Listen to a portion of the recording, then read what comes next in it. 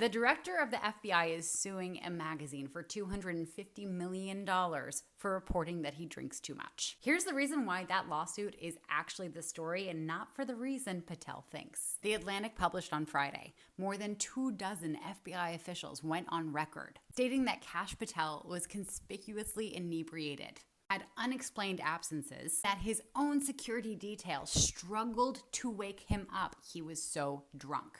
Patel's response was to file a $250 million defamation lawsuit.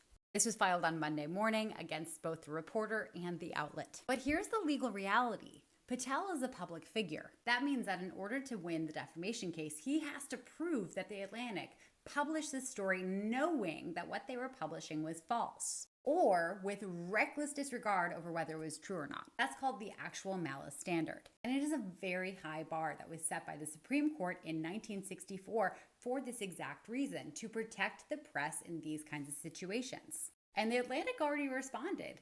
They're standing by every word, every source, every fact. And let me ask you, when a government official responds to an article like this by filing a $250 million lawsuit rather than responding to the substance of the article, what does that tell you?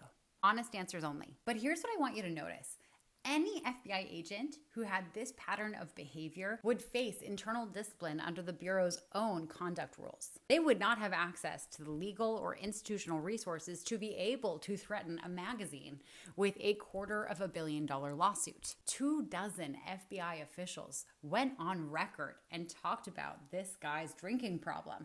That's not a hit piece. That is a pattern. I guess the story is the FBI director is suing the press for covering the FBI director. I'll be here covering it, so follow for updates as it develops.